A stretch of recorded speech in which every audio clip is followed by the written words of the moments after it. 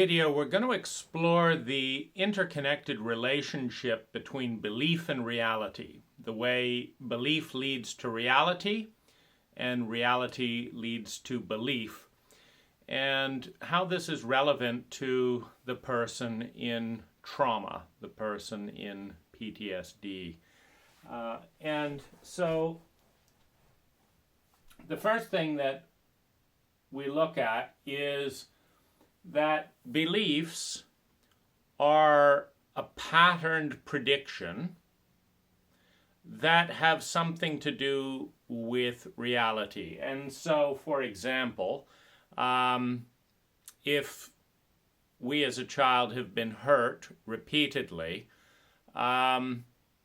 we might say that our parents, who are the ones hurting us, are not safe people. And what we look at is a reality pattern in which, I don't know, let's say 5-10 times a week, our parent hurts us in this way and in this way and in this way. Now, this brings up, on a side note, an awareness that the brain tends to focus on the negative.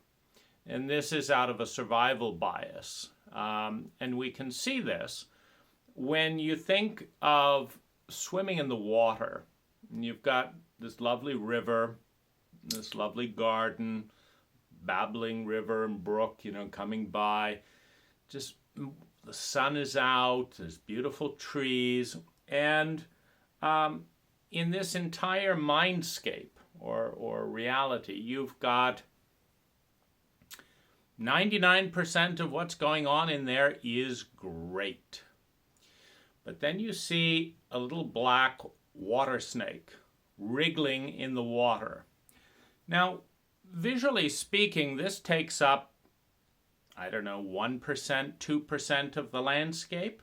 And certainly when you understand perspectives and you're seeing pastoral meadows out on the side, this snake is less than 1% of all that you're seeing. So everything you're seeing is good, except the snake.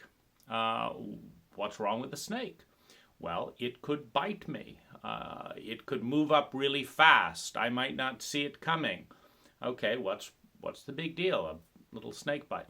Well, what if it's a poisonous snake? What if it would kill me? And this, herein lies the logic of the disproportionate awareness on negativity. Because from a certain perspective, you could say that, it's absurd for your whole attention. I mean, the moment you see the snake, you stop enjoying the those pink and purple flowers off on the horizon. The warm breeze ceases to, have its sense of magic to it. Everything collapses and your eyes go to the snake. And how could that snake hurt me? And what am I going to do about that snake? And you could say this is absurd. It's just one little piece of negativity. I mean, the whole world is perfect except for the snake. Let's be positive, right? Ignore the snake. Go back to the view. Well, on that point, it's correct. It's a disproportionate obsession about negativity. Now, on the other side, death is on the horizon. And the logic of the reptilian brain says, what's the good of a pastoral meadow if you're dead? That one thing could kill you in 5 minutes, and the entire afternoon that you nicely planned with your picnic and all that is vanishing. Not only that, but all afternoons, all future anything, all your goals, your family time, just vanishing. And so none of the other things, the pastoral meadow is not taking away your life, nor is it granting you an extra 5 years. It's just enjoyable in the moment. But it is not as important as staying alive. So the brain says, we will obsess about this negative, this negativity, this snake, until the snake is dead or far away from here, or we have identified that it is not poisonous or aggressive. If we snap photo it and search frantically, anyone know what this snake is, and say, well, that's that snake is afraid of humans, no venom, mild bites. Well, we might still have a little anxiety, but fine, the snake can do its thing. But until that time, that snake will be the number one issue. And when you're a child in a dependent relationship with your parents, you are in an awareness of the fact that these are giants. When you're 5 years old and, so tall and, they're 3 times bigger and 4 times heavier, one whack with a hammer and you're dead. And so if these giants hate you or rage at you or blame, they're crazy. They blame you for stuff you didn't do or whatever. I mean, this is serious stuff to a child. Am I going to live? And so your parent gives you dinner and then breakfast. And then at lunchtime, they shout at you and say they're going to kill you for blah, blah, blah, blah, blah. And then they found their hat that they mislaid and, whatever, and go on. But you've had it rattled in you. These are giants. These people can kill you. These people are crazy. They're not fair. They're not mature. They don't know what they're doing, and you're dependent on them. And so, much like the snake, exaggerating about in being exaggerated in the brain with that landscape, you obsess on the flaws and faults of the people in which you have a powerless, you get in a fight with them, they're going to win, and a dependent relationship. The child is dependent to survive, to feel secure, to feel a sense of love and belonging, to meet their human needs. They're dependent to wake up that morning. If that parent decides they're going to kill you in the night, they can do it. And don't think you don't see their faces wanting to from time to time. You bastard. You see the terror in their faces, the anger, the blame, they just wish they'd never had you and stuff. And it's like, they could pull it off. And so they hurt you 10 times a week. But it doesn't feel 10 times a week. What? You've got maybe, an hour and a half that week of sheer hell and trauma. But, the other, several hundred hours a week, okay. They didn't beat you while you were at school. They didn't have time, or they didn't do this. So maybe it's 2 hours of sheer hell in your life a week. But the fact that you live under the impending terror of isolation, of shame, of rejection, of hatred, and of death in the hands of these disgruntled and immature giants who don't have their own shit together and blame other people. And the only reason they don't when they're blaming, each other, take it to such extremes is they realize they would lose. They're cowards, so they pick on little kids. But you're a little kid, And so you have this pattern. I'm being hurt by giants 10 times a week. We exaggerate it to the proportion of the reptilian brain, the focus on what could kill you. And it feels like it's everything. I'm living in suspense. When are they going to do it again? When's that? And then there's different, there's not just one snake. There's the elder brother here who, when they get drunk, does this and this. Then there's your sister who says that, when the cigarettes are missing, it was you who took it. And the beating about that. And then there's the the bully at school, and then the one on the way to school, the one that's been thrown out of school, that bully, and you've got 5 or 6 different things, and so your life is a living traumatic hell, and you don't see the roses, and you don't say, oh, isn't it lovely that I have a blue turtleneck or whatever. That's just out of the picture. And so the brain's focus and inability to resolve as a young person this crisis of survival leads us to form fundamental beliefs that reflect the worst part of reality. And here's the things, because so we're being hurt 14 times a week, and the rest of life is okay, and then there's maybe 20 times a week when something pretty neat happens, but we don't necessarily enjoy it because we're focusing on when's the next torment going to happen. So we form a belief, and maybe the belief is the world is not safe. Doesn't feel safe. It wasn't safe here. It wasn't safe here. It wasn't safe here. I can't tell the truth without being hit here. I can't do this without being having my stuff stolen. The world is not safe. Okay, so that's a belief, and it fits over. It's like, yeah, there's data points to support that the world is not safe, and then there's the fact that the adults are unfair, and you look at it. When they break a pot, do they hit themselves? Do they apologize to the family? Do they go without dinner? Or do they just say, blame you and say, who left that pot there, to cover up for the fact that they don't want to feel like an idiot?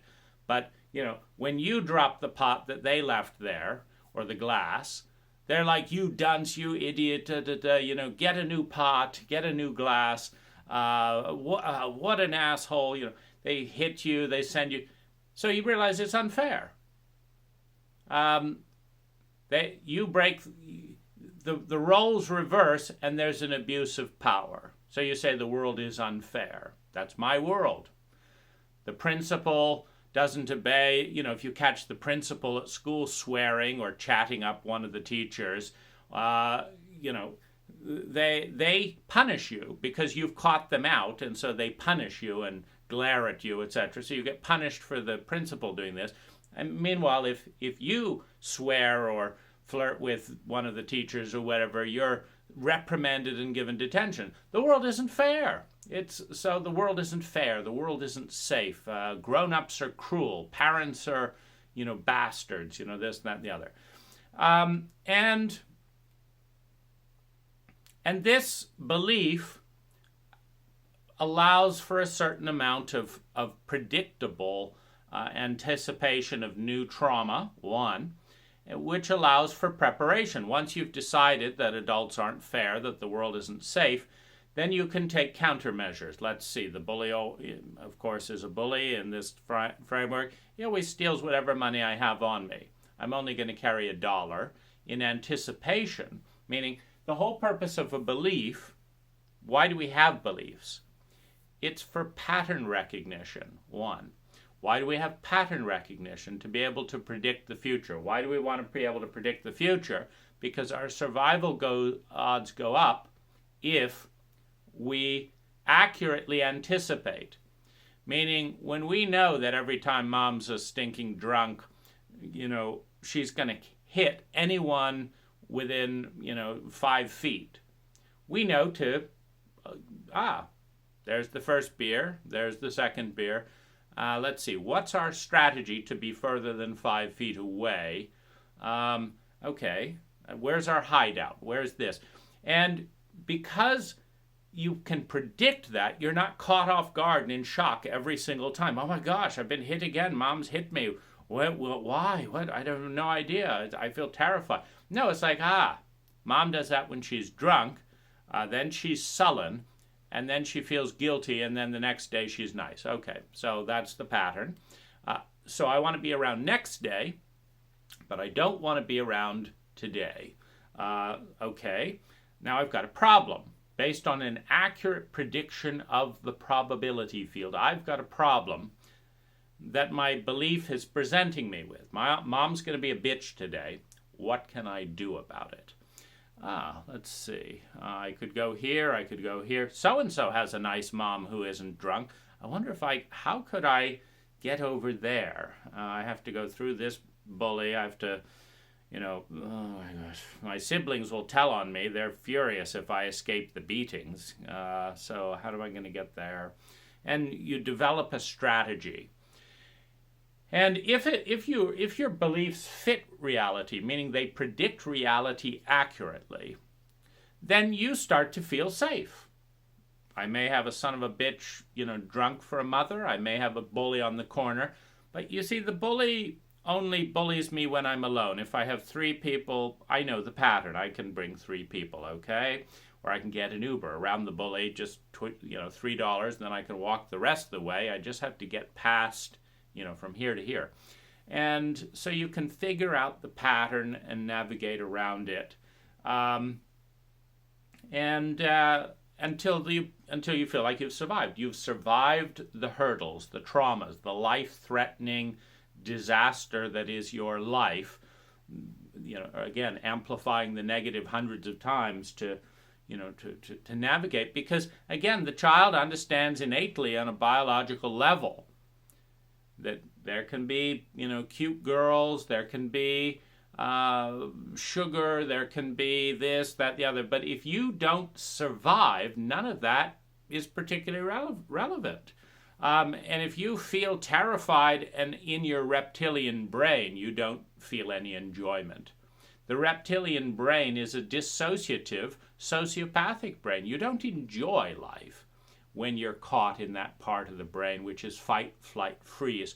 And when you are dealing with overwhelming odds in a sociopathic environment, you're caught in your reptilian brain, and you're trying to navigate like a reptile between the various hurdles that the adults and older siblings and school system and government have set up to terrify you as a small person in a giant world that cannot escape the giant, so it has to coerce and manipulate and navigate and negotiate. Like you have to figure things out. When your parents lie to you all the time and then lie that they're lying, you realize, they don't feel good about being liars.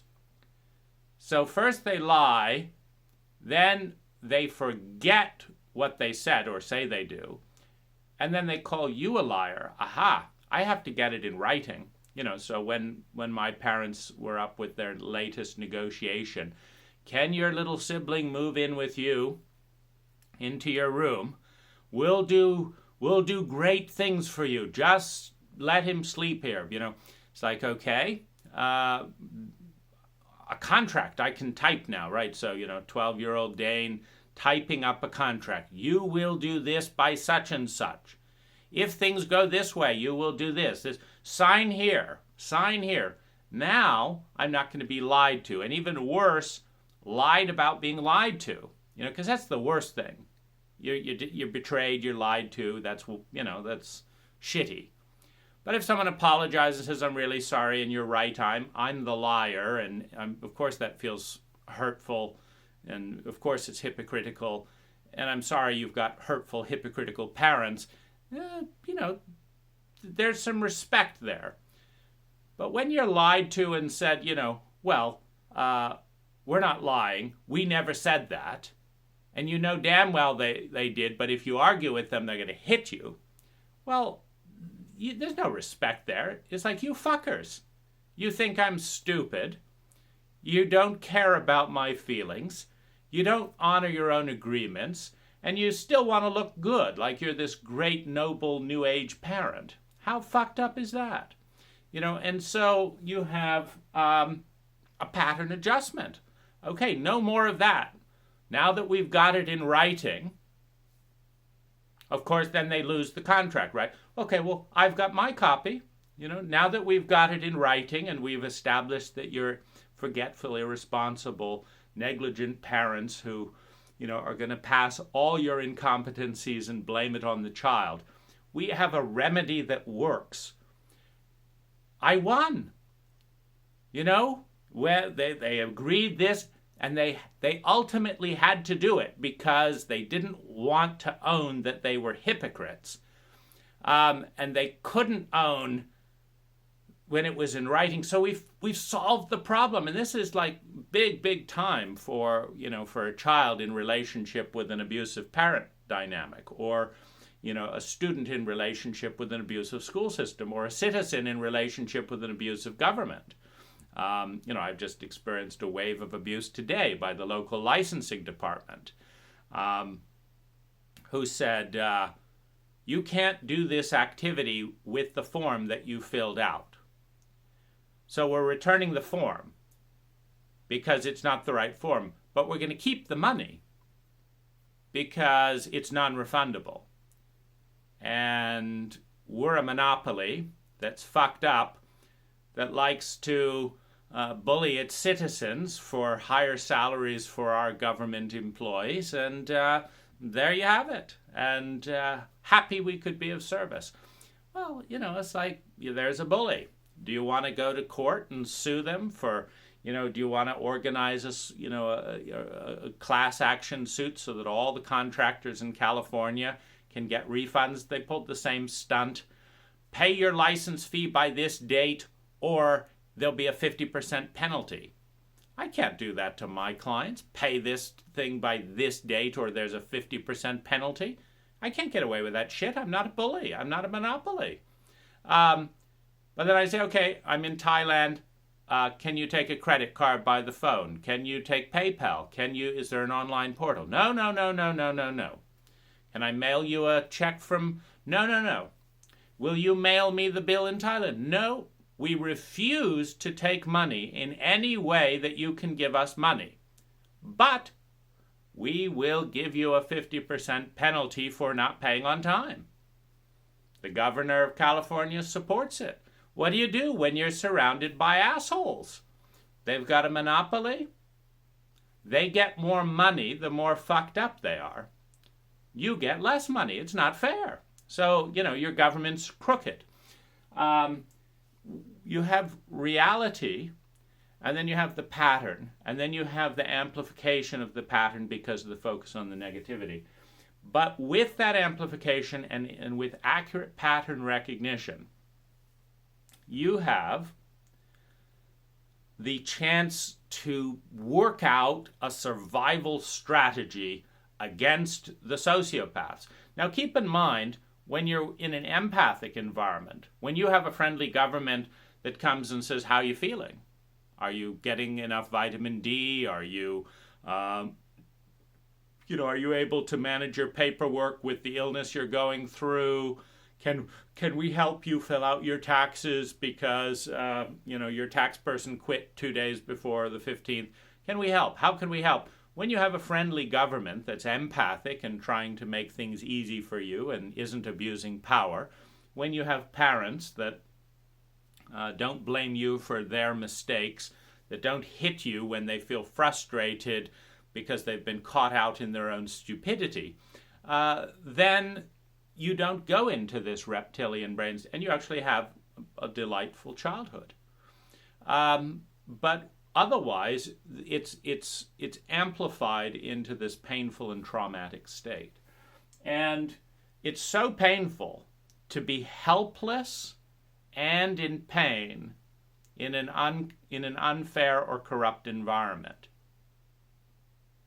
Because you're in pain. You can't win with your parents or your government or whatever. You can't win. You're in pain and you feel helpless. And rather than saying, look, we're the big ones, we're the adults, we're going to protect you, the attitude is, no, we're the big ones, we're going to bully you. This is such a horrific state to realize that you're surrounded by giants at any level that are going to do whatever it takes for them to feel good, even if it means you feeling terrible. That it becomes an obsession. How to get back at, how to express anger at, how, and of course, if you fight openly, and this is kind of the beginning of terrorism, You know if you fight openly with giant bullies that have all kinds of ways of making things miserable, that you will lose. So this is where you have the underhanded battle. Like, I know you love those pairs of glasses. But we've just been through one of your humiliation protocols of lies, deceit, and betrayal, and I see you've left your glasses. I'm not going to tell you. And then I'm going to enjoy watching you freak out and oh, where's my glasses? I need my glasses. Did you put my glasses somewhere? No, I never touched your glasses. I know where they are, but I'm not going to tell you. And so this is where you have a certain semblance of power. You may be able to make me feel like shit most of the time and then blame me for it. But you're not going to get my full loyalty as a bully in this dynamic. And I'm sharing all of this because from the incompetence of our culture to train parents leaves the parents forgetting a lot of this and being in complete obliviousness to this as parents. They look at, they don't look at the 14 times they hurt you that week and made you feel small and terrified. They look at the 100 times that they brought you a loaf of bread, they didn't kill you here, they picked you up from school here, they paid a bill for the house you're living in here. And so, they think this is, a great deal for you because, they did 100 things right and they hurt you 14 times. But as we see with that snake, dynamic, that's not how it feels. It's like, when's the next? You're living in terror. You're living in frustration. You're living in seething, helplessness. And the last thing you want to be able to made to feel is humiliated yet again. And so how are you going to do it? You've got to predict, you've got to solve the problem. So you solve the imbalance of power with covert things that affect them. You solve the bully here by taking another route. You solve the drunken mom by going over to a friend who has a nice mom, every time your mom starts drinking. You solve the sociopathic, girl that likes to tease and humiliate you and draw you in by ignoring her, and you figure out how to survive. In the process, you have used these fundamental beliefs. The world is unfair, the world is crap, life's a bitch, whatever it is, to get through this. And so you have this tension, and then you have the pattern of reality, and then the belief pattern that matches it. Now you've got safety and certainty. Now this is a very important principle of why we use beliefs, even though they're obviously wrong. Now what do I mean? When we say life's a bitch, when we say parents are not safe, that's not an absolute truth. There's other data that supports we're still alive. They could have killed us every single minute of every day and we're still alive. In fact, there were 5 kids in my family. None of them have died yet. My parents could have killed all of us within weeks of birth, but they didn't. So there's other data, just like with the snake there's other data that says life is safe. Today is a safe and wonderful day. And there's this data that says, no, it's not. You're in danger. You could die. And then the brain prioritizes the latter, because that's what gets you through the day. So these beliefs form, and when you form a belief, you project a pattern of expectations into the future that covers all the data points in the pattern. So that's represented by the square. First this happens, then this happens, then this happens, and then this happens. And every time this happens, it strengthens my belief that parents are fucked up. So parents are fucked up. And every time I see this, I it's like, yeah, they are, aren't they? Yeah, that was a fucked up thing to do, and they just did it. Yes, this. But of course, one of the challenges with consciousness is that we cannot absorb all of the data at any given point. Meaning, right now, your senses are your senses are picking up 50% more data than your brain is noticing right now, is the best way to say it.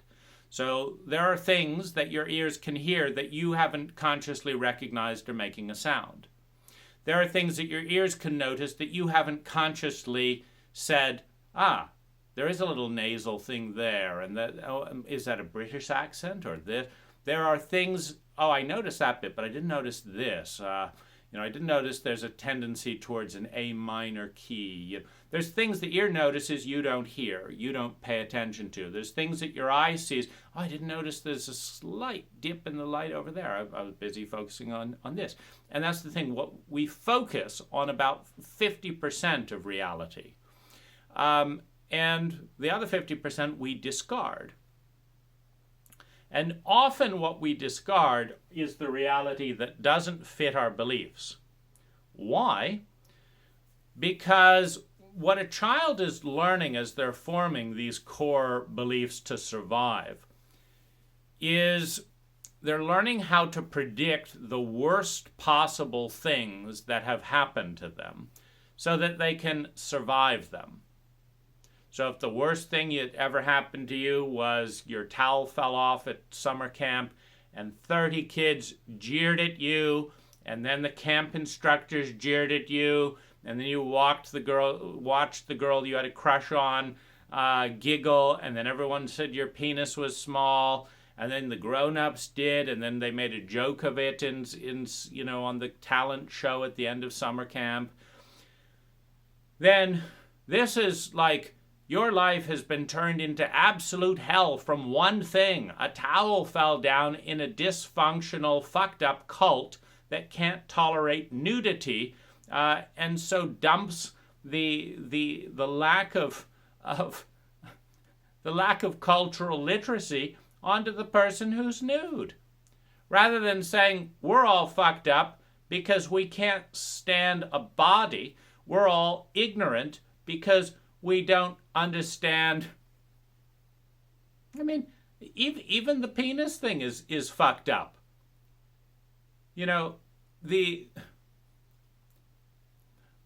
As far as I can tell, I have an average size penis.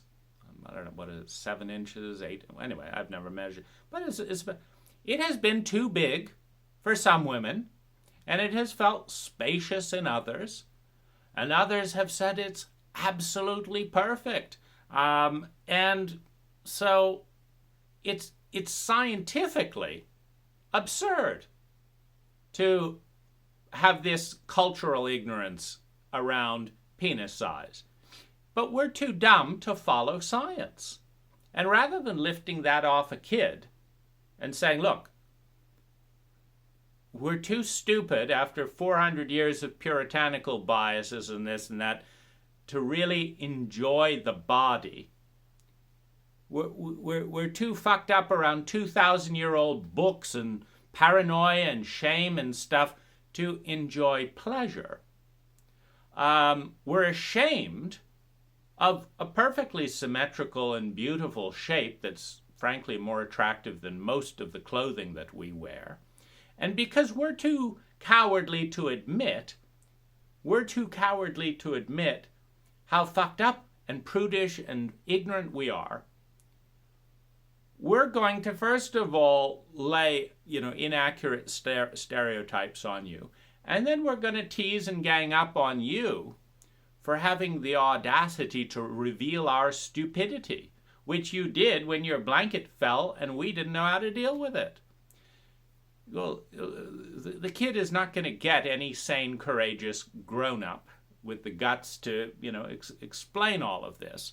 And the other kids know it. This is the chance to scapegoat, and so there's all that going on. But to the kid that dropped the towel, their whole life becomes how never to drop the towel, how never to not be nude again, because it's not that being nude is a problem. It's being nude in an idiotic cult that is the problem. Because if you're nude in an idiotic cult, you get shamed and focused on and teased and ignored and laughed at, which is a problem. Nobody likes that. Nudity, not a problem. Being laughed at, humiliated at by people who are so ignorant that they don't know that they're ignorant is a problem. No one enjoys isolation and shame games. No one. Because we have a human need to feel love and belonging, and the thing that destroys our sense of love and belonging more than almost anything else is public humiliation in which no one stands up for ourselves. And of course, we don't care enough about our children to put camp instructors and things as a matter of course that would actually care about the children. They're just there to hook up with other hot camp instructors. Psychology, not required. It's not required for the parents who have the children. Why should it be required for the parents? What we require are teenagers who will take very little money to take care of our children. And you get what you pay for. So that's all dumped on the child. But then they've got to figure out, particularly there's this dynamic in sociopathic cultures where once your thing has been dropped once, kids they learned from that, they didn't get in trouble, and they got to laugh at somebody else, which when you're being bullied and terrified at home, it's nice to have a scapegoat. And so now you're actually targeted. So your whole life becomes how to avoid being the ongoing scapegoat, where every month or so someone tries to pull your pants down or something, and that becomes your image. And in a sociopathic cult, we don't rescue kids from that, and we don't educate the parents who are bullying the children into becoming bullies and all of that. We don't do that. What we do is we elicit large amounts of pain in certain individuals, and when they erupt about it in a way that irritates the adults, then we as the grown-ups punish the people who have been targeted. And this is, of course, again, part of the torture ethic in a sociopathic culture, where children bottled up with all this fear and anger and rage and the unfairness of grown-ups and stuff like that, finally have someone their own size to express all their hostility to. And the grown-ups are completely oblivious of their own obliviousness because they're not trained to be parents. They're psychologically illiterate. They went numb long ago to survive this hellhole, called growing up in America in their childhood. And so, that's just tolerated. You've been abused, just go ahead and abuse your child in the same way. Give us your vote, though. We won't say anything bad about your parenting skills because you won't vote for us. So parents' right to abuse their children as they see fit. But these things get exaggerated and focused on because they're a big deal to a teenager, to a teenager needing to look good and be attractive. That could be the defining moment amongst, 10 million moments? 1 billion moments. That one would be the one that stood out because that one was the one in which they learned that they didn't belong and they weren't safe socially and sexually because everyone laughed at them and no one stood up for them. And so that was the moment when they understood they were surrounded by sociopaths, that if they did anything unusual or made any mistakes, they would have the entire circle in a sociopathic posture of humiliation rather than empathy. And of course, in empathic cultures, that doesn't happen. We're not an empathic culture. So it happens. And so you realize that could happen at any point. All I have to do is make one mistake and I will be humiliated. And of course, then there's the towel here. Then it's the frustrated teacher that makes you look like a shit in front of everyone by saying, this is the dumbest paper I've ever, received. And everyone laughs. No one says, fuck you, teacher. Get the fuck out of here if you don't like kids. If you're here for social humiliation, get the fuck out of here. Go get another low-paying job, in a culture that doesn't value teachers. So, This is not. This is more important education. Do grown-ups stick up, for people that need help? This is more important than the idea that your algebra or your philosophical crap about some German philosopher 200 years ago is somehow more important to, am I going to live in a sociopathic culture? That's a big deal.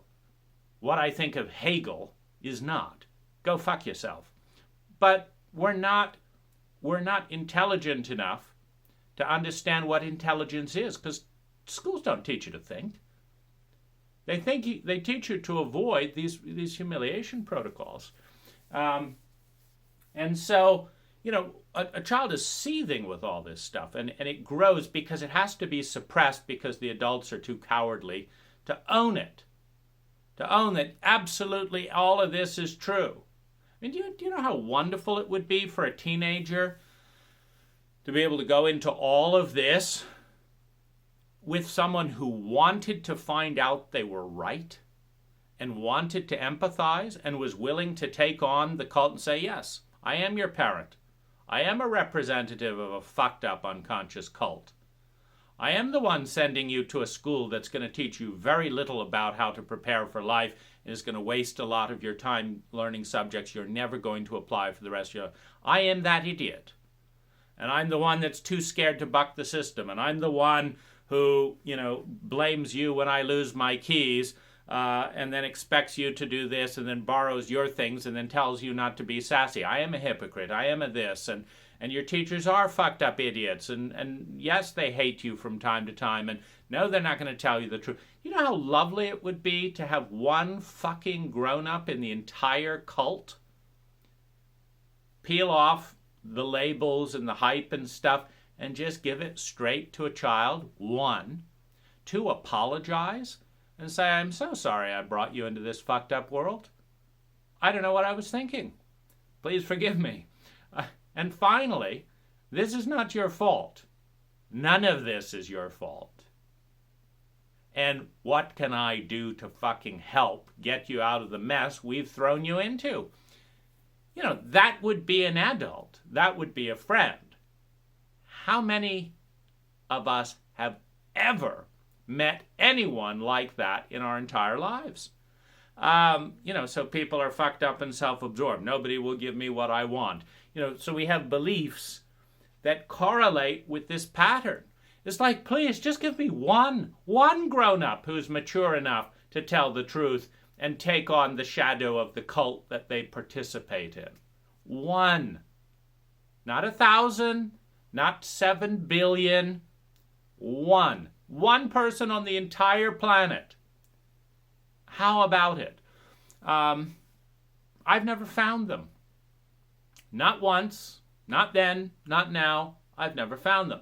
I find, hints of that, and this is why I like, for example, Robert Bly. He says it how it is as he sees it. This is what I like about Alice Miller. This is what I like about Bessel van der Kolk to a certain degree. There's a telling, to a certain degree of some of this shit. But it's also why I talk about it. Because I am that one person for me. I'm the only one, now that I'm grown up, who will tell my inner child some of the truth about this. Who will say, yeah, that's not fair. That's bullshit. Your parents, your government, and your teachers spent vast amounts of energy to make things worse here, here, here, and here. No, they had no business guiding you in doing this, but they were so dumb they didn't know they were dumb. What do you do with that when you're 5 years old?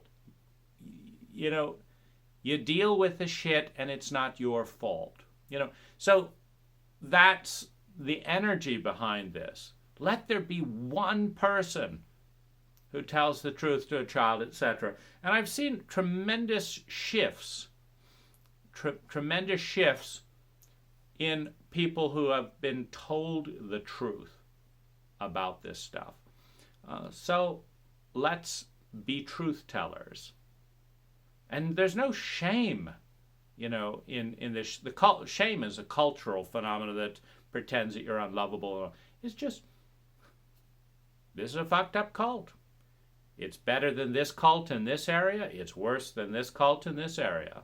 It's getting better over here. It's getting worse over here. It's not perfect. It never will be perfect. It's possibly better than nothing. Without a cult, there's no language. Without language, there's no thinking. Without thinking, there's no consciousness. We've got to cooperate some way, and so join the fucked up cult. And as you learn to navigate through the cult, be a change agent so it's a little bit less fucked up for the next generation, and escape some of the slings and arrows of its stupidity. Because cults are not looking out for the individuals. Cults have one goal. They want to exist and they want to stay the same. And they serve the people who are frightened of change. That's what a cult is, a series of norms that are often absurd, but which everyone can count on for a sense of certainty. And we get into that a little bit as we look at this tension of beliefs, because you have the reality pattern, you have the belief pattern, which allows you to predict that aspect of reality pattern. So now you have a shitty reality, and you have beliefs in a shitty reality, and they match. And so they reinforce one another. Every time mom does something shitty, you say, see, I have a shitty mom. And every time she does something nice, you ignore it, and you just wait till the next time when she does something shitty, and see, I have a shitty mom. And so you've got a nice package. Reality matches my beliefs match my reality, and I've survived childhood if we're alive today. But then you have, the problem is, this doesn't lead to change. This leads to the familiarity and the safety of certainty. But then you have the desired reality. See, the desired reality is rarely the reality that we're born into and experienced in childhood. I would say that 70% of the time or more, the desired reality is very different from the reality. And, and this is not hard. It's not, going back, the reason I started with that metaphor of the pastoral scene, is there is hard data to support that a number of fundamental things are getting better. Energy costs are going down. Life expectancy is going up. The cost of laptops and its performance are going down. There's a number of things that are, the cost of electricity going down, the quality of cars going up, the number of medicines on the market. There's all kinds of things. The amount of poverty in the world is going down. There's all kinds of things that are good and getting better.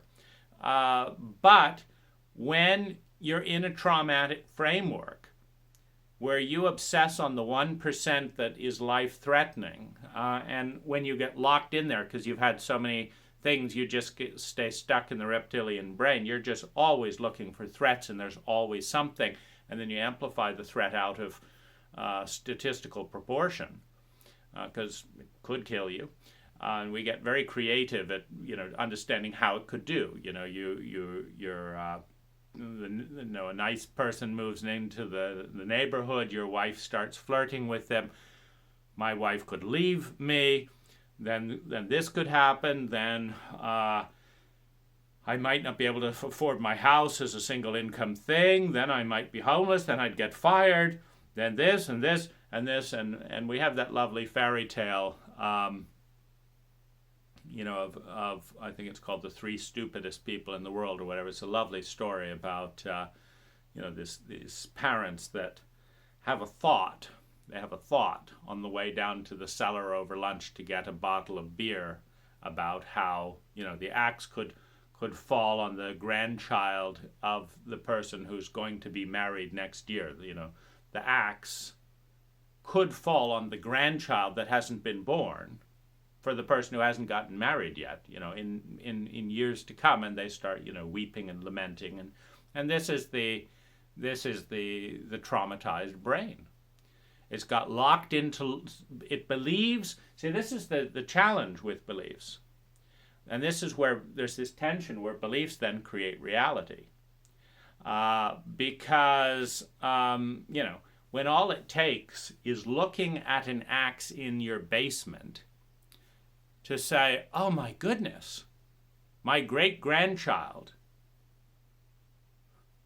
who could be born out of the marriage that hasn't yet occurred could come down here one day, could lift the axe, it could fall on their head and kill them, and then our great-grandchild would be dead.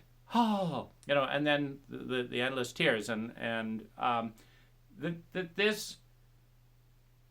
this way of thinking, let's stop, bring life to a halt, does actually lead to a more frightening reality. Whether it's behaving so jealously and weirdly that your wife does leave you, because because to you, if that every little glance and stuff is you on the street, homeless and penniless in a pathological culture that will call you a bum for the rest of your life and give you PTSD and homelessness, well, that's a real legitimate, then you've got to control everything in this, and that's not fun to live with, and so the beliefs create reality by, there are fundamental equations of value. If I'm so afraid of being criticized that I refuse to respond to all my emails because what if they're mad at me, then I'm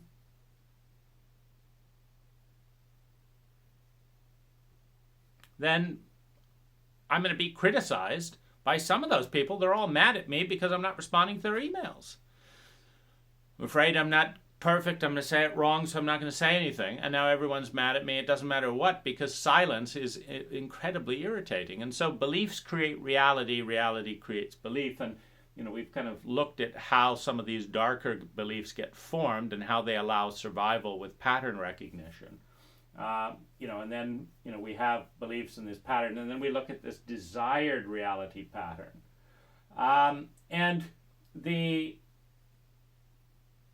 So you have the desired reality. This is reality, but this is my desired reality. And a lot of this, by the way, is psychological, meaning if you can learn accurately that the snake in that pastoral river scene is not poisonous, then you have something that the wriggling may or may not make your body anxious from, lifetimes of memory of snakes. They've shown this in the brain. But you have a logical thing that you are not in danger and you're back in the beautiful day. And so if you can make that transition by doing the research on the snake and understanding that and letting all that fear go, you're back to enjoying the day. It's a psychological shift.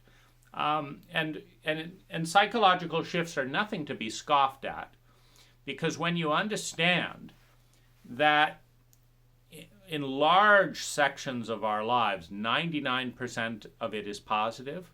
And what do I mean by that? You drive by 100 cars. None of them hit you. That's 99% success. You drive by another 100 cars and nobody hit you. There's a celebration that they were coming this way, you were going that way. They didn't veer in. They didn't see you and say, let's all get that guy and crash into him on all sides. No one pulled out a gun and shoot you. They didn't pull out a gun and shoot you yesterday or the day before or the day before that. This neighbor didn't shoot you. That neighbor didn't shoot you. There wasn't a vial of anthrax waiting for you. This is just so much good stuff. And then your heater in the house, the electricity, it was on. Then it was on again. And then again, later that day, it was still on. My goodness, it's amazing. And then, the food didn't kill me. It still didn't kill me.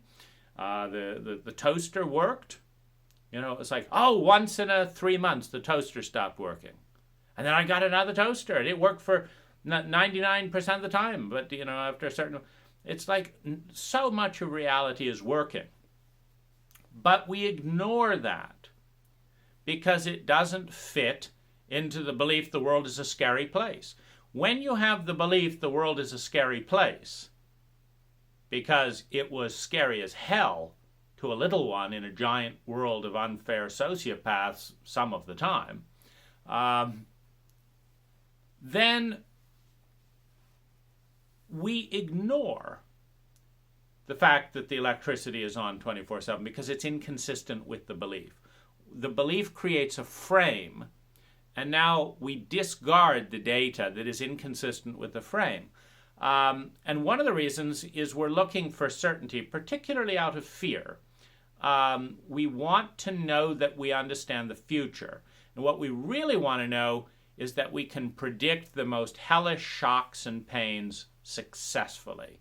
It's like, what are my odds of getting mugged? What's this? Well, of course, they're very, very low. The obsession with strangers and kidnapping and all that in our world is absolutely absurd in many levels. Statistically speaking, it's 99.99999% you're going to be fine. But, I'm worried about that. Meanwhile, you're eating sugar and starch and dairy to manage your anxiety, and you've got a 60% chance of being obese in a way that will absolutely kill you off a few years earlier, and damage your health, and so. But I'm scared that there's a 0.00001 chance that an axe murderer or a stranger might be stalking me. Oh, heaven forbid someone's interested in you, enough that they actually are having a strategy about it. Goodness grief. If more people got to know each other and expressed affection, heaven forbid. But, the fact that they could be planning to rape me or this and that, let me eat another potato chip, and there's, again, every single bite a 50% chance of, becoming part of the ever-increasing obesity epidemic that is killing people at very high levels, but we don't care about it, and so this is where the beliefs get detrimental. They're no longer accurately allowing you to navigate around the neighborhood bully and avoid mom the drunk and stuff. You believe the world is scary. So you see one person out of 300 million kidnapped another person out of 300 million citizens. Oh my gosh, where's Billy, my grandchild? It's ridiculous. But when you believe that the world is a scary place, that's the data that fits in and says, oh my gosh, we've got to put bolts on the windows and spend $3,000. Meanwhile, we don't have enough money for health insurance, but we've got to bolt. And so then the pattern proportion of all this starts to become the enemy of the adult. What helped the child survive becomes the enemy of the adult. And the thing is, a lot of these negative beliefs are self-perpetuating because when you believe that the world is fundamentally a scary place, for example,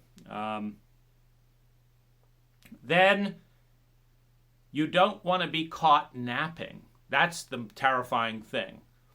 And so you feel like if you let go of some of these terrifying possibilities, that you're going to be shocked that the horrible thing will happen, but this way you'll be caught off guard and you'll have nothing, and you'll be completely helpless, and it'll be terrible. And so in that scenario, I've got to be vigilant for the 0.01% that could go wrong. So-and-so's frowning at me, so-and-so could be mad.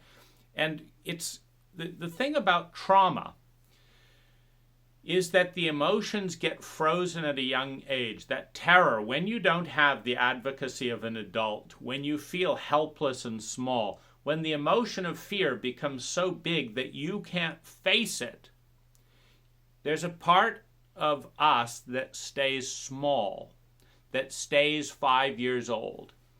And it's that part of us that's scanning the adult world and saying, so-and-so frowned at me. They might have. They might have thought an annoying thought. It doesn't mean you're going to die. To a 5-year-old, maybe. They could gang up on me and this and that. My parents, they could send me off to boarding school and I could do this. To a 5-year-old, it's terrifying. To a grown-up, they don't like me. Big deal. I don't particularly like them either. Let's get on with life. Let's find the people that do, that do like and create this and that. But it's like, oh my gosh, I'm going to be all alone. I'm going to be all alone and lonely forever. I'm going to be kidnapped, etc. And so this is so we're regressed looking at it from a child's eyes in an adult world, and everything feels bigger than it is. Because we're now big. I don't feel big. I feel tiny. I feel, what if I need some encouragement and they are impatient with me? Oh my gosh, they don't love me. And if they don't love me, I'll die. And if it's horrible and maybe, oh my goodness. And this becomes a life of fear. In which the negativity always is vastly bigger than the positivity, even in a largely positive world. So you have the desired reality pattern, but if you believe, for example, that the world isn't safe, in order to get to the desired reality pattern, meaning there is a chicken and an egg-like dynamic. Reality helps inform belief, but belief helps inform reality. I guarantee you, if you are certain that your partner will dump you, if you're in a romantic relationship, you will act out, and if you love your partner and are attracted to them, you will act out with so much anxiety and discomfort and stuff anytime they're around, because you won't enjoy them. Every time they're around, you'll be like, oh, is this the time? So you'll be incredibly uncomfortable. And the physics of relationship, if it's a love-based relationship, is you want to make your partner happy. If they feel that because they're scared of whatever fantasy and delusion you have, that you are not happy with them. If they love you, they'll want you to be with someone that you're not so scared with. Or if they're selfish, they will say, I want to be around someone who's enjoying being around me, not who's tiptoeing around, is it this? I mean, stop it. It's no fun. This is not fun. And they will leave. If you say, will you leave me? Are you going to leave me? Are you going to... what? Now, I know you said yesterday you weren't going to leave me, but today are you going to leave me? This is not fun. And eventually, it's like, okay, I can see that nothing I do is going to make any difference there. The truth is, this is getting worse by the day.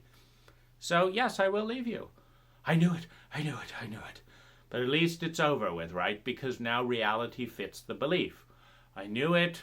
Now it's happened. I can relax. Now, the same is true with this belief, that there's a horrible life. The life isn't safe. The life is not safe. Oh, it's not safe. It's not safe. Where's it going to come from? I don't know, but it's not safe. It's not safe. Oh my gosh. Turn on the news. Oh, there it is. There it is. I knew it. And so, the news takes this one little thing. And it's really quite funny and also a little bit of a disaster, the way the news media around the world manages to capture these tiny little pockets and blow them up and send them all around the world in a way that is, frankly, absurd. I remember being in Bangkok, and my mother emailed me about the Bangkok terrorist bombings, which apparently there was one little bomb in one area of this huge city once. Now, I don't watch the news because I'm not trying to become an adrenaline addict of the latest minutia that I am never going to do anything about. So anyway, she was more affected halfway around the world by 1 second of explosion. I never even heard it. I didn't see any protests. I didn't hear any bomb. Because but everyone around the world, bombings in Bangkok. This kind of thing satisfies these childhood beliefs that says, the world is a scary place, which creates fear, but it also creates suspense. Now we've established that bad things are going to happen. When are they going to happen? Where are they going to happen? I don't know. Let's find out. Let's turn on the news. Oh, there they are. Oh, thank goodness they weren't in my neighborhood, but that's just for now. But the world is a scary place, and there'll be more. And so there's a need for reality to conform to beliefs, to feel that we're sane, to feel that it's over with. If you believe that you will be punished, for example, if you believe you're a bad person and you believe that bad people deserve to be punished, you will expect to be punished. And you'll get more and more worked up about it until often you punish yourself. Then you'll relax around it because it's like it's over. I knew I was bad. I knew I deserved to be punished, so I crashed my car into the lake, and I guess that's my punishment for today. I can relax. I don't need to be punished. That's a big enough punishment for all of my sins for this week. And so I have a week without being anxious because I crashed my car or someone stole something. That was my punishment. Okay. And so there's almost a relief, and there's this frantic anxiety when something terrible doesn't happen. Someone's going to cheat on me. Oh, thank goodness it was only a minor cheat. I knew you would cheat on me because I knew I'm an unfulfilling lover. I believe that. My last boyfriend told me that, the boyfriend before. I knew I'm an unfulfilling lover. I'm not sexy enough. So of course you're going to cheat on me. I know I'm unvaluable. But at least it was with a prostitute and not with my best friend. Oh, thank goodness. And there's a relief that the person is behaving the way you believe because it's telling you you're in touch with reality. But what it's not telling you is that in many ways, in this chicken and egg dynamic, you're creating the reality. And then you're being relieved that there's a consistency between what you expect to happen and what's actually happening. And some of the times, particularly with deep-seated beliefs that the world is unsafe and terrible and all that, and I won't be loved, sometimes the most terrifying thing is when reality happens way better than expected. I remember, when I had the highest amount I'd ever had. I had no debt. I had, a good income. I finished a great contracting job, and I had $67,000 in savings, which for some is nothing. For others, it's a big deal. But it was the highest that I'd ever had until that point. Oh, and I'd stressed out. I'm going to lose this money. I'm going to lose this money. Where's it going to go? I'm going to waste it. And I could not deal with this. So I did nothing. I got anxious. I didn't want to work as much. Etc. Until I felt in my comfort zone when there was just, $30,000 to $35,000. That's comfortable. I know about that. I'm not worried about it disappearing then. But, what if I had $1 million? The pressure, I'm going to make a mistake. It'll all be vanished. Someone will steal it from me. And of course, with that anxiety, you don't think clearly. And there's this tremendous relief. And so then you start behaving in a way that gets rid of it. Like, I'll spend some money here. I'll do this. Get it out of my face. Somebody take this money so that I can relax and not expect to be punished for making a mistake.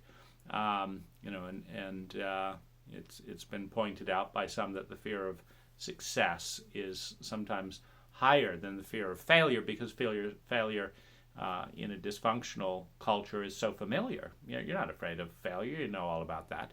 But massive success, people praising you, it's terrifying. It's because it's not fitting. I'm the misfit. I'm the one that gets attacked anytime anyone. Why are you praising me? Why do you want to have sex with me? It doesn't fit. I don't know this reality. Maybe I'm going to be hurt because I'm in this reality that I don't know.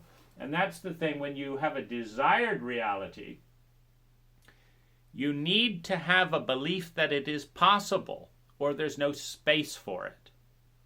If you are certain that your desired reality is not possible, you cannot have space for it.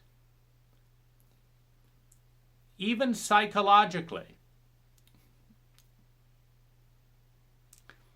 I remember a woman asked me to work with her on a project, and she'd give me $1 million just to go out there. And this, I didn't believe this for a moment, because that's impossible. This, no, this isn't right. And I remember behaving so bizarrely around that. I was in almost an addictive panic to get the hell out of there. I tried to upset her. I did this. I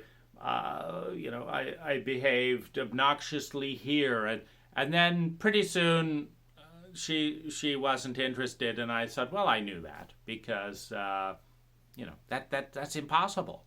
You see, when you believe that the wall is always solid and it's never and then someone says walk through that wall, I'm not going to do that. And particularly you put your hand in there and it's a little liquid this time. Wait a minute, someone's tricking me, this and that, that's not that. Get the hell out of here, I want nothing to do with it. So when the belief precludes the possibility, if you believe that you're not sexy, and someone is attracted to you, then you believe they're scamming you. That's the only reality. No. What's your scam? Well, calling someone a scam artist for flirting with you isn't particularly sexy. So now you're right. You're not sexy, because you insult everyone who thinks you're great. As George Carlin said, I would never be a member of any club that would have me as a member, because I'm such a shit that any club that would have such low standards as to have me, I wouldn't want to be a part of. I want to be a part of the clubs that are not a shit, and who would, of course, all see right through me and get rid of me. Those are the clubs. And so, and of course, I've experienced this with women. No, if he's interested in me, I get all these vibes when I'm unavailable, but if I return the vibe, they're like, you can't be that cool, because if you were cool, you're out of my league. It's like, well, let's just say I am out of your league, but I'm happy to have a conversation with you. Well, I guess maybe you're not that cool. I thought you only talked with cool people, and I'm not very cool. So if you're like me, you must be worthless like me. Well, I'm not saying I'm better than you, but I'm not saying you're worthless either. But yes, you are. And so I'm going to stop treating you well, because I'm a piece of shit. And if you're interested in me, you must have some secret flaw, because it doesn't add up that a valuable person would be interested in me. And this is incredibly irritating.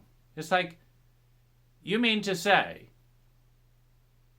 that the very act of showing interest in you disqualifies me from being cool enough to be desirable, because only crappy people show interest in you and your belief system? I mean, is that it? Okay, fine. Go find another, and then I'm cool again, because I have no. But it's like, I'm not wasting my time in that loop. There's no way in. And it's so refreshing, of course, when somebody lets you in. And so you have the desired reality, which means you need a new belief. You need a belief that the desired reality is possible. That is essential. No, that's not really real. No, I'm not going to waste my time. I always lose. I'm not going to apply. You can't get through that. Then you have to believe that it's probable. Now there you have to take some action. Because now you've laid the new belief on the current reality. And there are still plenty of parts in the new reality. Maybe you still have a mom who calls you up and tells you what a shit you are every week. Well, if the new belief is people love and accept me the way I am, and every week someone calls up and says you're a shit, well, there's tension now. See, there was a safety and certainty when these beliefs lined up, but now there's tension. Now, the belief is I'm being treated well, but this person didn't treat me well, and this person didn't treat me well, so I'm not being treated well here and here, and I can't change it. So what do I do? And a lot of people who are uncertain with change are, say, that belief is bullshit. That's bullshit. We all know I'm going to be treated like shit. So, the new age jumbo mumbo, I don't want any of that. So, but here's what has to happen in the transformation of reality. You form, is it possible? You've got to acknowledge that it is possible. Is it possible that someone finds you attractive? Is it possible that someone would want to love you anywhere, somewhere in the world? Is it possible a non-physical being who perhaps has higher standards or doesn't look at the physical body? Maybe you say, in a materialistic culture, so many people have hated you for your body. No one could love me, and I can't change my body. Okay, what about the non-physical beings? Could any of them love you? I mean, you've got to believe that it is possible, conceivable, before you can start grappling with the change. And that's stage one. But you then need to participate in an increase in the probability. This is a vulnerable transformation time, because when you believe it is possible, but it is not what you're seeing in your reality, you're focusing on this belief, but you've still got all of this interference that's saying, that bit isn't fitting the belief, that bit isn't fitting the belief, is the belief pointless, and and so you focus here. Remember, you're only processing 50% of the sensory data. The more you believe I'm a wonderful person, the more your attention is on the 50% of data that is consistent with that. And the less you tune into the 50% of the data that isn't consistent. Oh, that person's having a bad day. That person doesn't know me very well. I am a great person. This person knows me really well, and and that's and this. But it's also focus change strategy. You want to make the possible reality more probable. You're moving into probability fields. So you think things like, for example, if you say I'm a healthy person, and I believe I'm a healthy person, but I'm smoking 6 packs of cigarettes a day, and every time I have a cough and I believe I'm a healthy person, and healthy people don't smoke 6 packs of cigarettes. So I'm not going to smoke 6 packs of cigarettes. Well, then you're changing the probability. It's possible you could be a healthy person and smoke 6 packs of cigarettes, but the odds seem to generally go up of being a healthy person as excessive smoking goes down. Same with excessive drinking.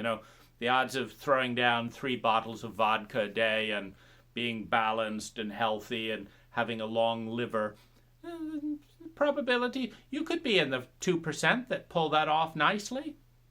But you can believe it a lot more if you cut down to a glass of red wine every other day, and ate healthy organic vegetables and did a liver cleanse.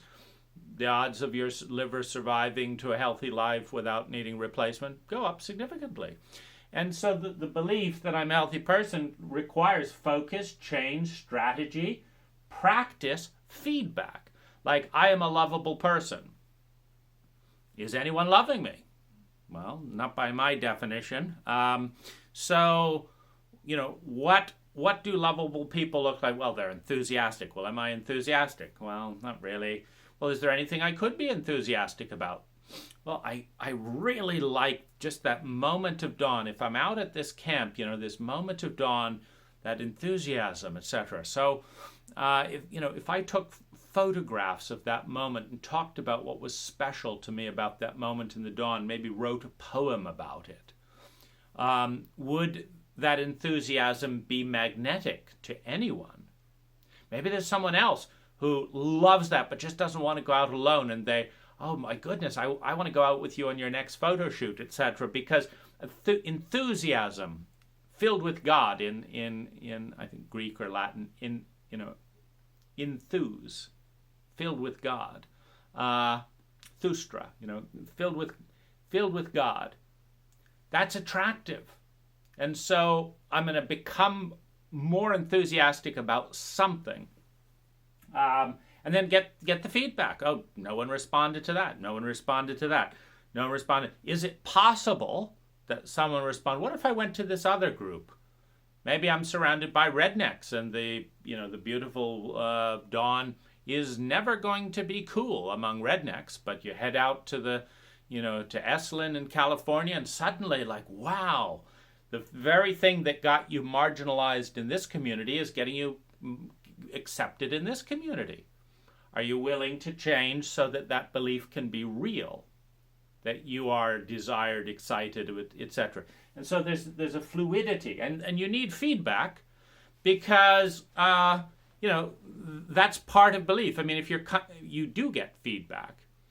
If you say I want to be deeply and fully loved, and not a single person ever says I love you, it's a little bit hard to say I'm doing great on that belief. I'm really living in the reality that I want to live in. But if you set up profiles, do this, etc., and you talk about, well, I want to be really direct in our relationship about our feelings, you're going to get people who are going to be really direct. This person is angry at you, this person is happy with you, but this person loves you. Okay, so I'm compatible with this person, so the same behavior that upsets this person excites this person, but I'm surrounded by expressive people. So now I've got, the most important person in my life is saying I love you every day. I am in a reality in which I am loved. I believed it. I went for it. I strategized around it. I got feedback. I practiced. I failed. I learned from my failure. I succeeded. I did more of the success. I made new choices until gradually the old reality fades away for two reasons. One, we don't make it as significant because it's inconsistent with belief. We always have a belief bias. We start out with an opinion, and then we look for the data that supports it.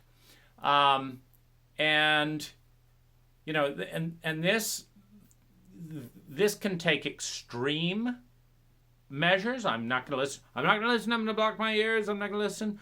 Or I don't believe you. Or I'm going to leave this whole group because everyone in here thinks I'm a shit, and I know I'm not a shit. And then when I go over to this group, they all think I'm great.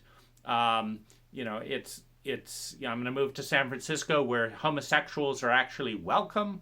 Whatever it is, we start with a belief bias, and then we dismiss and discount reality that doesn't fit.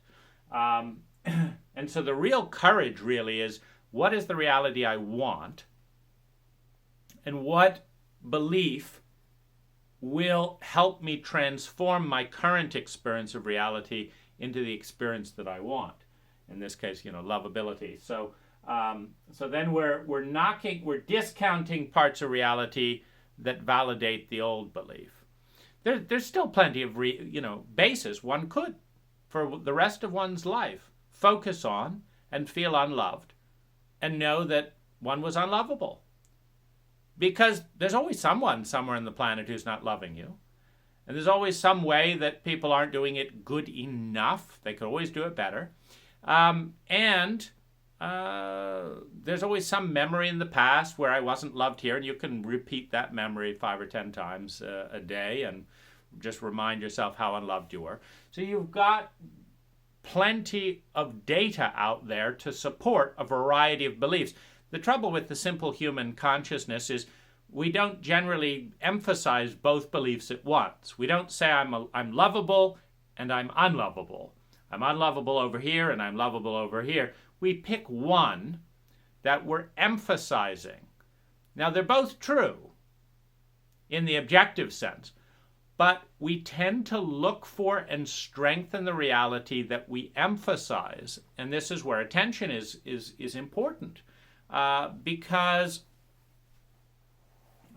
if we want to experience the reality in which we are deeply and fully loved, we've got to believe it's possible, and we've got to participate in emphasizing and changing in such a way where that is the dominant experience. So if we want that experience, we have to participate in that. And so part of that is turning the flashlight. Oh, I'm loved here, so let's linger here a bit. I'm not loved over there. Recognize it, but let's linger here because this is what I want to grow. The other thing is that we will change based on our dominant belief. Meaning, if our dominant belief is that we're not loved and we're unlovable, which is true, meaning some people are incapable of loving themselves, so they certainly can't love anyone else. You just don't have to take it personally. Now, if you believe that you're unlovable, you will often pair up with someone else who believes they're unlovable. Because they believe they're unlovable, they don't love themselves. And so they certainly don't love you. And so you say, see, I'm unlovable. And you group together. But that's not the experience you're trying to create. So if you're trying to create the experience in which you are deeply and fully loved, you have to have the belief, I am lovable. Not by everyone, but by some people. Not all the time, but a lot of the time. And I'm growing that. Well, if you expect, if you say I'm lovable, you expect to be loved. If you expect to be loved, you behave in a more open and friendly way, like, hey, how you doing? Because you open up when you expect to be loved. Now, this is where there's a tension in different realities. If you get slapped in the face, don't you say, hi, hey, how you doing to me, etc. It's a bit of a shock to this belief that I'm going to be loved. Now, you could be very strong in this day and say, gee, you must have had a really interesting life, and not phase it at all. I know I'm lovable. I am lovable. I will be loved. And I'm sorry for you for being such a hard, fucked up, miserly case of hostility that when love comes to you, you can't accept it. I remember there was a part of me like that once. And so, not going to let you hit me in the face anymore. But I still want to know how you're doing. We could be good friends. And you want to fight me? That's fine. But I'm going to be friendly to you and see how long it takes for you to warm up to the truth that I'm lovable and you're lovable. And you just don't get it. Because when you do, it's a lot more fun this way. And ultimately, reality is moving in that direction. And so, you can work with difficult blockages that come into your face and still develop them with the belief through practice, feedback, and new choices that in turn take you towards the reality you believe in. I knew that I was highly desirable as a partner because I knew that there were very few people I'd met anywhere on the planet that I would rather be best friends with than me. I knew the underlying physics of friendship. Transparency, for example, is a principle that increases the efficiency in friendship. Trustworthiness, doing what you say you will do and exceeding. Again, another, the underlying physics said that I could be friends with myself more effectively than almost anyone that I'd met. My level of directness, this and that, the other. So I knew that. But my reality around me was, that's too much time, that's too much thinking, I don't want that, and this is very discouraging because I'm not finding people that are showing the interest. And, and I looked at this and I said that this is flawed. A number of these people would be very, very fortunate if they had me as a best friend. they're ignorant. They don't understand what I bring to the table because they are unusual things that most people couldn't, they don't have the imagination to understand what I'm bringing to the table. And they've never experienced it, so they don't know that it brings good results, but I know. I also know that I don't want to fight and convince them. And so I traveled the world. And I said, I'll bet you there's some place in the world where me being me is going to be suddenly explosively valuable, because that culture or that group of people or whatever are going to notice and see things differently. And sure enough, in this place I was twice as attractive. In this place I was 300% more attractive. In this place I was 500% more attractive. In this place I was more than 1,000% more attractive. And I said, here's my place. It fit the belief. And, and in that place, found a partner who, the more time we spend together, the more delighted and happy she is with herself and with me, and who adores and celebrates who I am and receives my adoration and celebration. Because the belief, you see, the belief came first. Now, it would get knocked as I'd write, a Craigslist post here about this and this and this. And it's like I'm not getting the response that I feel is appropriate for this amount of effort. I'm getting a kind of like, yeah, I'll take you if I'm not too busy response. And that's not what I'm looking for a serious relationship.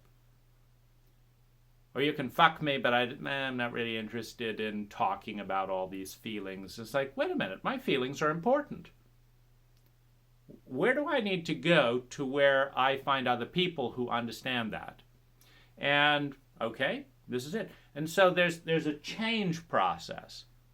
And there's a possibility as you fail and fail and fail and fail and fail. It's like, no one is getting this. Oh, my goodness. There's a process of saying, maybe I'm wrong. Maybe I'm just not attractive because the reality is giving me this message. And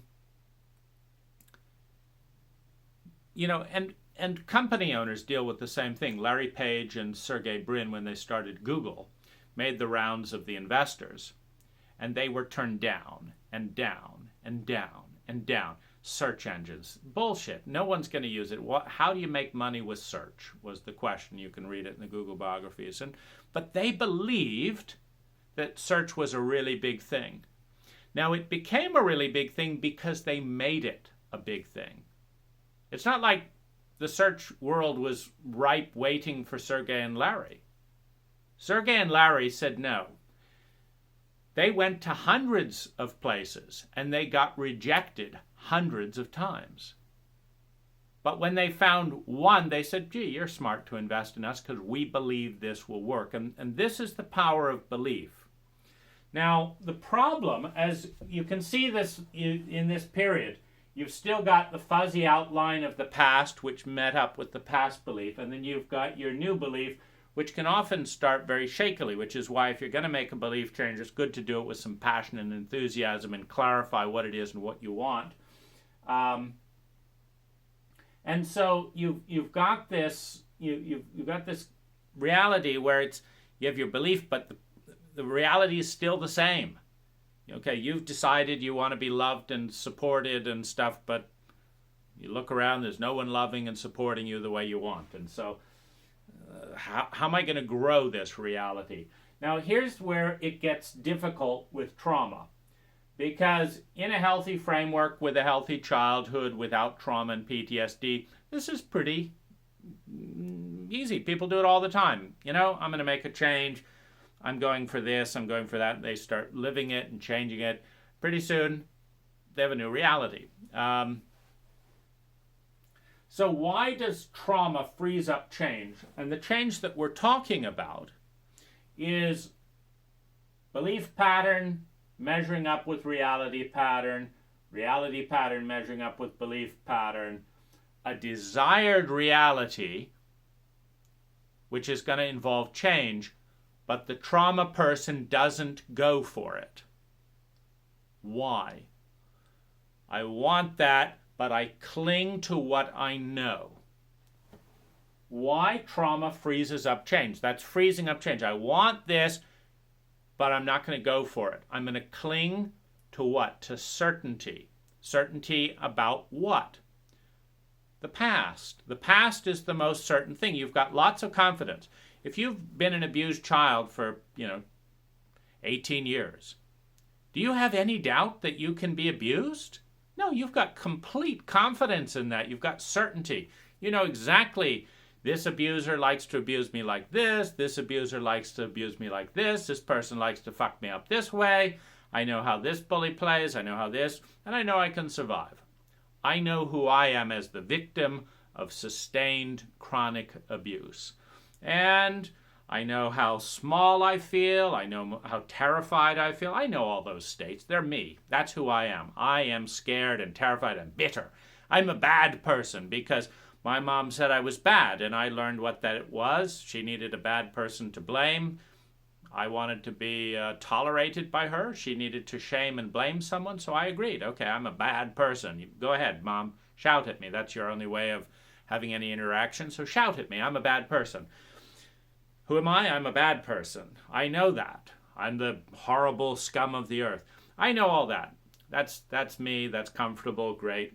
And then the world is a scary place. So I've got to be prepared. So I want to have a plan. I want to know what's coming. So I need certainty. Well, what can I be certain about? Well, I'm certain I'm bad. I'm certain I'm unlovable. I'm certain that this and this is happening. So So why trauma freezes up change? Trauma equals fear of pain, which equals the fear of being out of control. When you have overwhelming pain, overwhelming shock, helplessness, the first thing that you look for is control. What do I have control over? And often, you don't have a control of a positive state. For example, joy, innocence. You don't have control over joy and innocence as a 6-year-old when you've got a drunken dad. Because dad can get drunk anytime he damn well pleases. And get drunk and fuck you up. There goes your innocence. There goes your peace. You're playful. You were busy making a little dollhouse or making a little Tonka truck thing. And then dad said, "What's all this?" and kicks it out of the way. And you wake up and you realize, I have no control here. And this is why control is the first step that someone in helpless fear and pain looks for. I need something I'm in control over. And if you're a dwarf surrounded by giant bullies, the dynamic of the child and the parent and the grown-ups, or the abusive police force or military or whatever, if you're a dwarf surrounded by giants, you don't have control over the physical dimension. If you say, "Dad, don't you touch my toys like that," and he whacks you with his mining boot shoe, that didn't work, did it? And then he stomps on your toy just to make the point, "Don't you dare tell me what I can and cannot do," and crushes your other toys. You realize, I've got no control here. And so my state is evaporated. I was feeling joyful and happy. Now I feel small and filled with hatred and rage and terror. I want to feel happy and joyful, but I can't. He can knock that away from me anytime he wants. I want to control my things, my body. I can't. I'm dominated by fucked up sociopaths. I can't. Okay, what can I have control over? Well, here's what children learn, and what we learn is that a parent can steal innocence, can steal loyalty, can betray love anytime they want. And it always hurts, it always feels like shit, it always feels helpless, it always feels miserable. But a parent cannot steal hate, They cannot steal self-pity. They cannot steal self-loathing. They can't knock it down. They can't steal cynicism. Meaning, your parent can fuck you up and make you feel like shit. Then, your parent can feel guilty and say, come on, let me give you an ice cream cone. I wasn't all that bad, was it? Here, I bet let's brush that wound up, this and that, the other. You can hang on to hate, to fear, to disgust, to cynicism, even after your parent treats you well. You can say, I know your little fucked up game. You feel guilty now, but you don't have control of yourself. You're an addict. You're going to knock me down next time I feel good. And as soon as I feel good, you'll forget about taking care of me because you'll stop feeling guilty, and then you'll try and knock me down again because you'll be jealous that I'm in a happy state and you're miserable. So I'm not going to feel good. I have control of my miserable state with my miserable beliefs with certainty. The world is fucked up. My whole life is full of shit. It always will be. And I am not going to enjoy myself. Take that, fucked up parent. I've got control. You may be able to knock me down here, but you can't get me out of here. I'm staying here. Fucked up, rebellious, angry, and you can't do anything about it. You want to talk. Go fuck yourself. You have things you want to ask. Do I have any feelings? Go fuck yourself. You can't take my anger away from me. You knocked me in here, but I'm staying here. You fucked up son of a bitch, coward. You can't take it away from me. 1. 2, it's stable. You kicked me. It's like I knew you'd kick me, you fucked up coward. You didn't change me. See? Now you can kick me. You can rape me. You can threaten me. And I'm not going to love anything because then you'll manipulate that. Go do whatever you want. I'm not... You can't bully me because I'm not leaving this state, so you can't knock me into it. And so you've got trauma equals the fear of pain, fear of being out of control, which leads to the fear of the unknown. You see the problem here? When you're in a traumatized state, you're going into the unknown. It's an act of faith. I believe that I am totally loved. Nobody did that before. Is that possible? Am I just going to be humiliated and made fun of again? And this, and so there's uncertainty here. And the traumatized person says, fuck it. I don't want that uncertainty. I want to hold on to something solid because I'm so scared. Because I'm so scared of the past pains repeating themselves.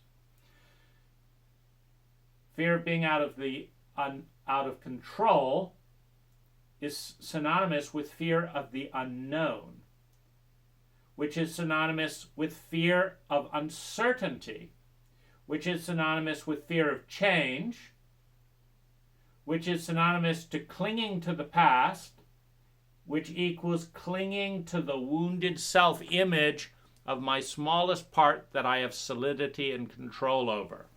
So as this change starts to come in, the traumatized person freaks out in the overwhelm, in the dissociation of the trauma. The fear is that when you let go of control and risk something, you're going to be back in that horrible trauma. You're going to fail. It's going to be all over again.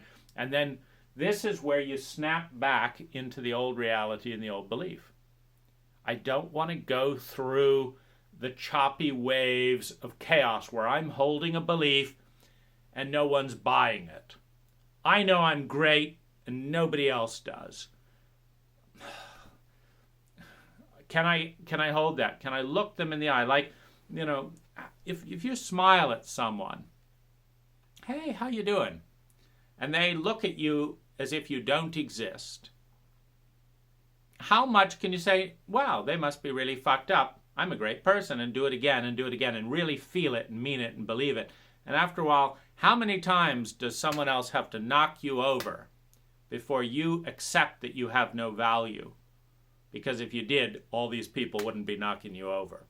And this is the issue. This is the issue of faith and conviction, and it's the tension between the belief and the inner world And it's not without practice, strategy, and stuff. It's not like I'm a terrible cook, but I'm going to believe that everyone loves my food. And fuck them if they don't like my food. This is how I'm cooking it. I'm going to burn this. I'm going to put, tons of sour stuff here. I don't care what people want. I'm just going to believe that people will like my food. It's not that. This fluid process of change, I believe I'm a great chef and people love my food, involves dialogue. I believe that, and so I'm going to go to cooking school. I believe that, so I'm going to try this recipe and this recipe and this recipe. And when people say, oh, I love this, I'm going to cook more of that. And when people say, oh, that's disgusting, I'm going to cook less of that. And I believe that I'm a great chef, that I can make delicious food that makes people happy. And I'm going to cook for this group, and I'm going to find the reality that fits that belief, because that's the world I want to live in. And this is very, very simple. I mean, this was one of the great gifts of, I went through a period of my life where there's this thing called polyamory, open relationship, and I couldn't find, in the San Francisco Bay Area, I couldn't find a woman who wanted to show up and really spend the time and prioritize the relationship. I just had lots of women who wanted to have sex with me, 4 to 10 hours a week. It's like, that's not enough for a relationship. That's a holiday, So, fine. While I'm looking for my one and only, I'll have sex with all of you, So you on Tuesday, you on the... And what was fascinating was I'm basically the same person. But with one woman, she believed I was the best chef imaginable. And wow, this is so good. I've never learned to cook this way. So I was the greatest chef in the world. So if I wanted to be the greatest chef, I would just spend more time with her. The next woman didn't even notice my food. So it's pretty hard to believe, I couldn't build a marriage with her, someone who didn't even notice food, if I'm wanting to live in a life in which I'm this great cook.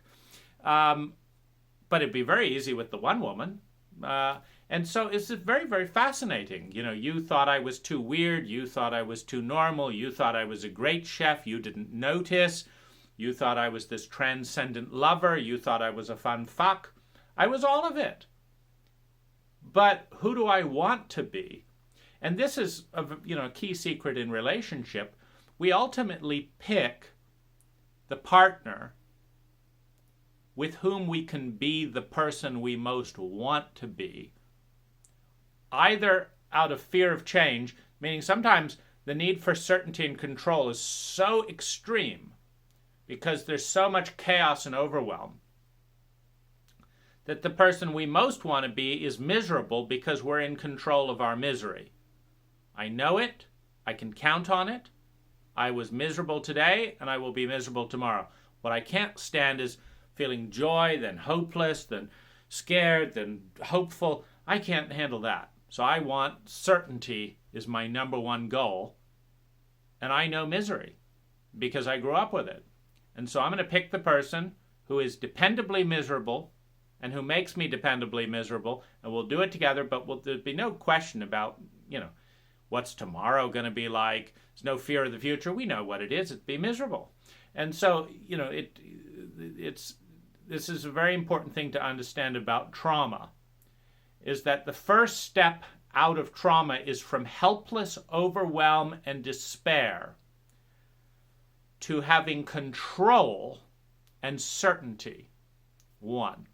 2, if we can't have joy, love, and beauty with control and certainty, and we're in the state where control and certainty is the number one goal, we will hold on to misery that we are certain we can create. And it's very easy to create misery. You're not feeling miserable, just hit your head. Not miserable, hit it again. Get a brick, hit it. Now you're feeling miserable. Oh, my goodness. You created misery with absolute confidence. You're not broke? Easy. Write a check. Now you're broke. Easy.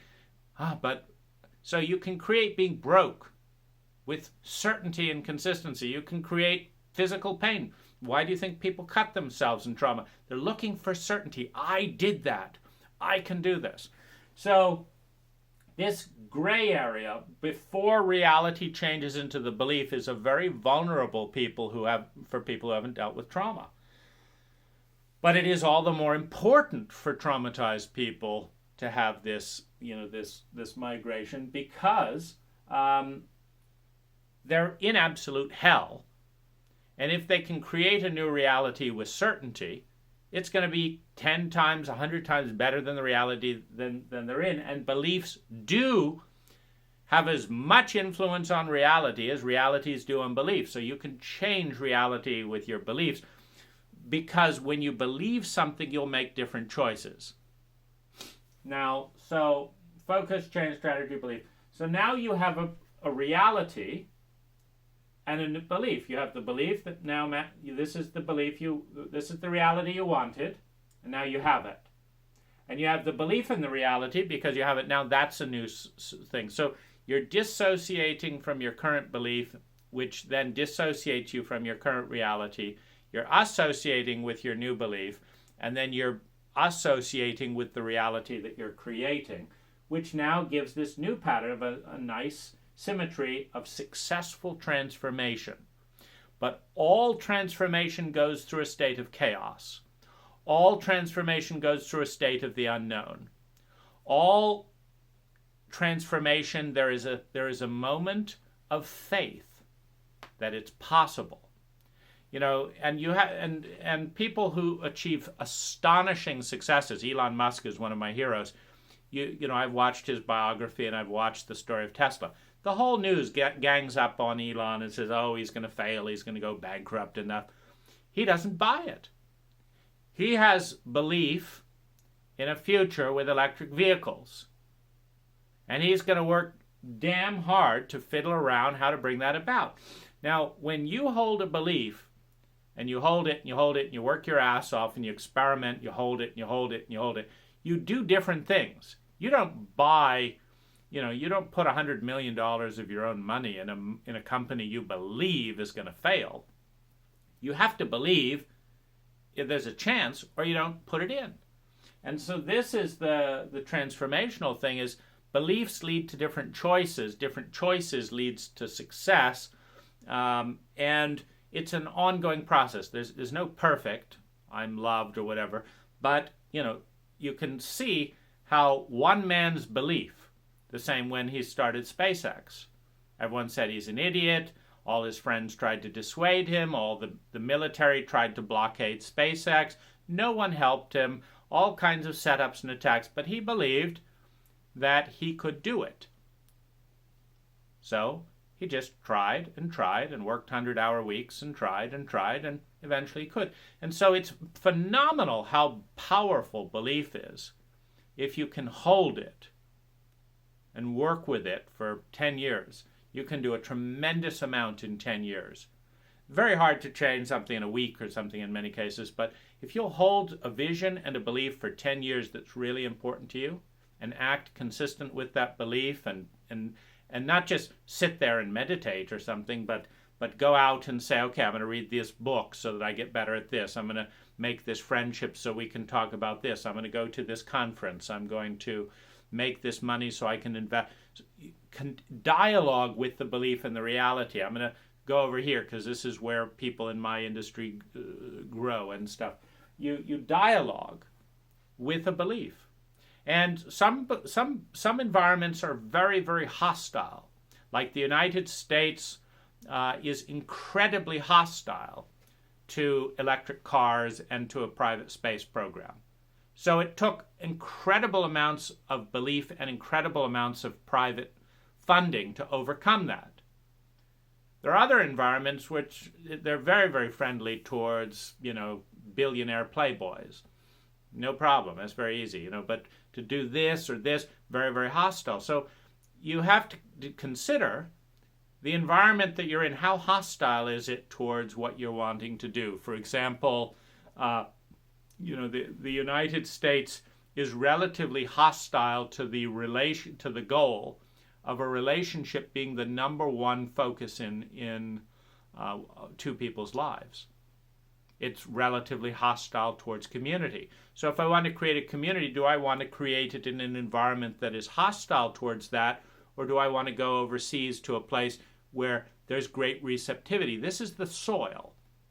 It's like I can plant lettuce seeds on a rocky desert, and every now and again a lettuce seed might germinate after a desert rain. Or I can plant lettuce seeds in Great Britain in fertile 200-year-old organic soil with water from the rain every day, and I'll have an easy crop of lettuce because I believed it was possible and I cared enough about that thing to move my reality over to a place that was fertile and sustainable for that vision, for that goal. And so the quality of a given environment is part of that dance. You know, you can just sit there in the desert saying, I want to grow lettuce in the desert, but unless you create misters, unless you tap into underground aquifers, unless you bring in animals to create manure, unless you change that environment, you're going to fail. Because you're not believing in it enough to dance with it. Because to believe in something is partly faith, it's also partly love. I care about this. This is important. If I can't do it here, I'm going to move here. If I can't do it with you, I'm going to do it with someone else. I'm going to create this experience. This is important. And so you have this transformation. And the beliefs that are really significant for the traumatized person to deal with. Every traumatized person has received a message that you weren't worth protecting, because neither you nor your abuser nor your environment protected you. And this comes with a message from the cult that says you are worthless, you are unlovable, maybe you are evil. That's why you're not worth protecting. That's why we didn't come for you. That's why we didn't train your parents before giving you to them. That's why no one looked in on you. That's why, because you're worthless. Because these beliefs are particularly damaging for a life, because if you believe that, you will not invest in your education. You will not seek a loving relationship. Evil people don't deserve to be loved, so you're evil. Why would you deserve to be loved? If you're worthless, why would people treat you well? You're not going to fight that. You're going to say, of course you're treating me like shit. I'm worthless. My parents already taught me that. So it's very important for the person in trauma to go back to some of the messages given by the behavior. This country didn't care enough to protect you, which means it didn't care enough to protect its own future, because you are this country's future. So we have a culture that doesn't love itself in certain areas. That's nothing to do with you. This culture didn't love you in the way that you wanted to be loved. This culture doesn't know how to love itself in certain areas. That's not about you. But you've been given the message you're unlovable, you're worthless, you're evil. This culture didn't protect your innocence and your beauty. It knocked it down so many times that you're clinging to your worst faces of self. That's progress, going from volatility and helplessness to I'm in control of my own negative state. Once you get mastery of your negative state, though, do you believe it is possible to obtain mastery of a positive state? And what's going to help you that? Meditation, this, that, the other. And the most fragile and difficult thing is the helplessness. And so there's strategy around that. Going to an environment where you're likely to succeed, doing it in bits and pieces. I believe I could do this and this. I believe I could do this. Doing stuff that you can do in certainty, expanding your sphere of certainty. This is what I can do with certainty. I can, if I learn karate, I can, with certainty, repel 70% of my attacks. If I have a taser and this, I believe I can stop 90% of the probable rapes. What can I do with certainty that then gives me the safety and security to start building my positive state. That's ultimately all it's about, by the way. It's all about state.